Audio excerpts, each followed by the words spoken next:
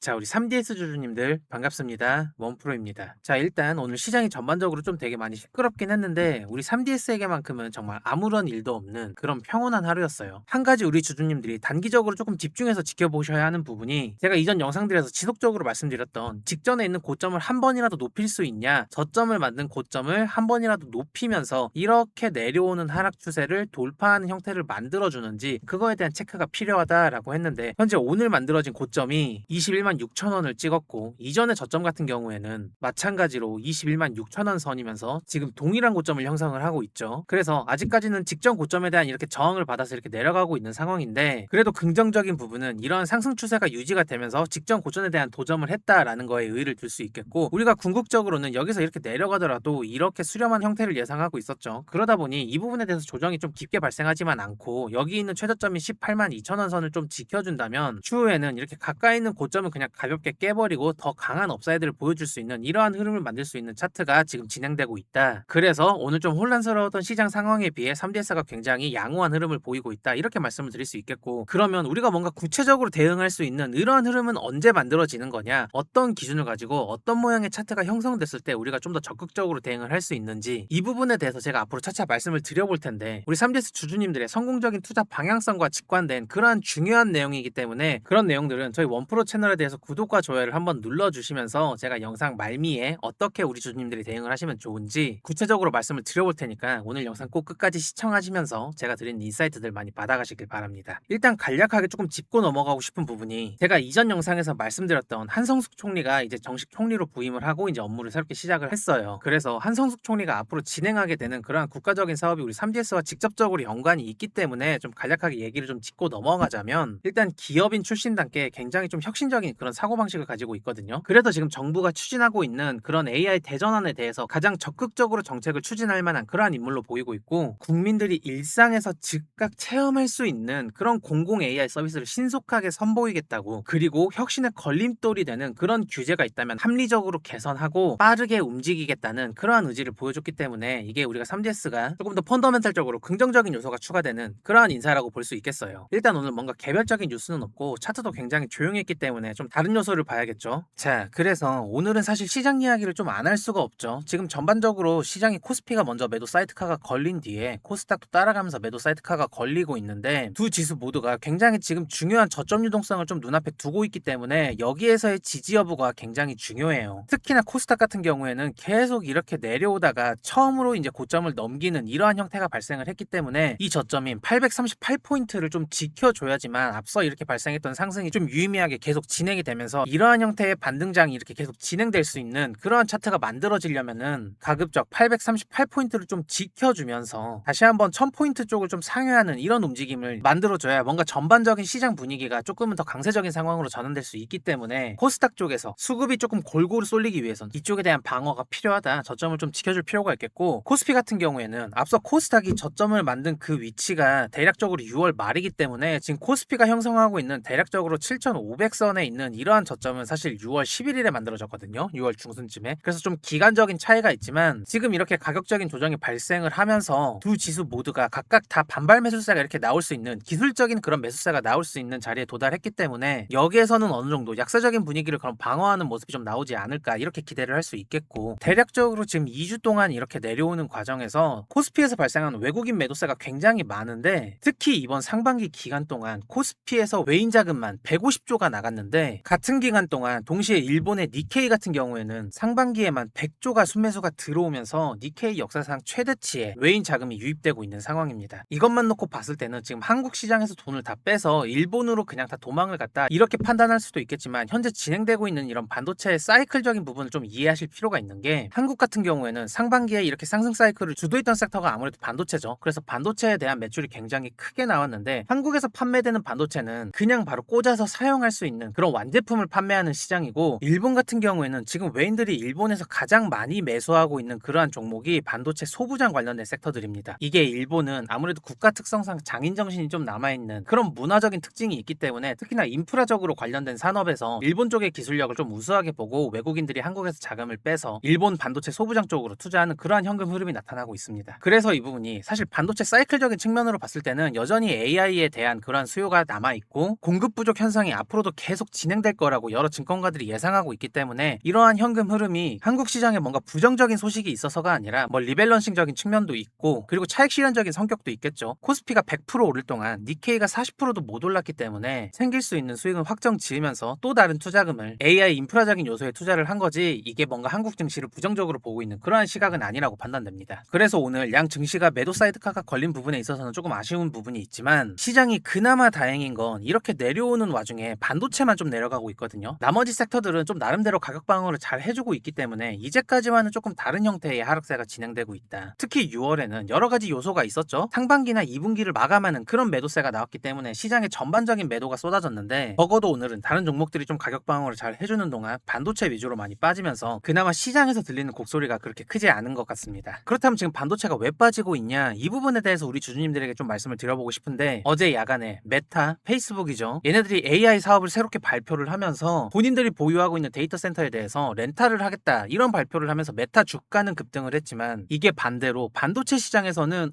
공급이 되게 부족하고 수요가 엄청 넘쳐나는 그런 상황인 줄 알았는데 이거를 메타 자기들이 안 쓰고 남들을 빌려주겠다고? 지금 안 그래도 공급이 부족해서 글로벌 빅테크들끼리 지금 반도체 칩을 자기들한테 먼저 달라고 이렇게 아우성을 치고 있는 와중에 빌려주겠다고 남들을 자기들이 안 하고 이러한 시장의 인식이 팽배가 되면서 특히나 반도체 쪽으로 좀 조정이 나오고 있는 상황이었는데 사실 메타가 그걸 의도하고 발표를 한 게 아니라 이미 몇 달 전부터 메타가 계획을 했던 그러한 사안이거든요. 근데 이 부분에 대해서 메타가 조금 적극적으로 참고를 한 사례가 있기 때문에 여러분들에게 그걸 좀 소개를 시켜드릴게요. 일단 일론 머스크가 지금 데이터 센터를 2개 가지고 있는데 첫 번째는 콜로서스 1이라는 데이터 센터가 있었어요. 이 센터 안에 들어간 칩은 H100, H200, GB200 등 그때 당시에는 최고 사양의 칩들이었고 이 칩들이 23만 개나 들어간 초대형 센터였거든요. 본인들의 AI 플랫폼인 그록을 훈련시키는데 이게 칩 종류가 여러 가지가 있다 보니까 네트워크에 렉 현상도 걸리고 기대했던 만큼의 연산 속도가 안 나오니까 그냥 이 데이터 센터를 버려버렸어요. 그리고는 더 최신형 칩으로 새롭게 세팅한 콜로서스 2를 지으면서 콜로서스 1은 완전히 놀고 있던 상태였는데 근데 이 시기에 반도체 사이클이 터지면서 반도체에 대한 공급 쇼크가 터지고 빅테크들이 원하는 수요만큼 칩의 생산 속도가 못 따라가다 보니까 엔스로픽이 한 달에 1.7조를 줘가면서까지 컴퓨터를 빌리고 있고 구글은 한 달에 1.2조를 줘가면서 칩을 아예 뽑아가지고 빌려가고 있는 이런 임대 계약으로만 35조의 수익을 달성하고 있는 모습을 본 거예요. 근데 이 35조라는 수익이 스페이스X에서 로켓을 쏘거나 스타링크 위성 인터넷을 판매하는 그런 매출보다도 훨씬 더 높은 매출이 그냥 임대업으로 찍혀버리니까 일론 머스크도 좀 황당한 거죠. 본업보다도 더 돈을 잘 벌고 있으니까. 근데 지금 시장 상황이 그러하잖아요. 그래서 메타도 이거를 보고 자기들이 가지고 있는 구형 장비들에 대해서만 임대 사업을 하겠다고 발표를 한 건데 이거에 대해서 전반적인 상황을 모르는 시장 참여자들이 좀 과잉 해석을 하면서 반도체에서 매도세가 쏟아진 것으로 해석되고 있어요. 그래서 이런 환경적인 요인이 있었기 때문에 6월과는 다르게 지금 매도 사이드카가 걸렸음에도 불구하고 반도체만 조정을 조금 세게 받고 있는 상황입니다. 그래서 지금 이렇게 발생하고 있는 조정이 사실 시장 전반적으로의 악재라기보다는 반도체 위주로 올랐기 때문에 반도체가 빠졌을 때 지수가 좀 예민하게 반응하는 부분이 있고 지금 이렇게 내려옴으로써 코스피에 대한 PER이 이제 7배까지 내려왔거든요. 뭐 며칠 전까지만 해도 7.5배 이 정도였는데 지금은 7배까지 내려왔어요. 근데 우리가 이 부분에 더 생각을 해봐야 되는 게 코스피가 평균적으로는 PER이 10배란 말이에요. 이 PER은 조금 쉽게 설명드리면 지금 코스피에 존재하는 모든 기업들을 우리가 지금 다 사요. 돈을 들여서 다 사면은 몇 년 뒤에 우리가 본전을 뽑냐를 계산을 해봤을 때 PER이 10배라는 거는 10년이 걸린다라는 이야기거든요. 근데 지금 이렇게 저평가를 받는 구간까지 내려왔다 보니까 이 PER이 7배까지 떨어진 거고 이 PER 7배는 평소보다 마이너스 30%가 지금 낮은 상황인 거죠. 쉽게 말하면 지금 30% 세일을 하고 있는 거예요. 우리가 지금 코스피에 있는 모든 회사들을 지금 사면 10년에 걸쳐서 회수할 수 있는 원금이 7년 안에 회수를 할 수 있다라는 거죠. 물론 대외적인 변수들을 다 제외하고 그냥 기계적으로 계산했을 때의 이야기지만 그만큼 평균보다 훨씬 싸다라는 말이에요. 우리 주주님들이 혹시나 너무 어려우실까봐 제가 조금 더 쉽게 설명드릴게요. 우리가 지금 치킨집을 하나 인수를 하려고 고민을 하고 있다 이런 상황에 놓여 있다고 가정을 해볼게요. 그런데 내가 지금 인수하고 싶은 좀 관심 가는 치킨집이 하나가 있는데 그 치킨집의 권리금이 1억이에요. 근데 이 가게의 매출을 보니까 매출이 한 달에 1,000만 원이야. 1,000만 원.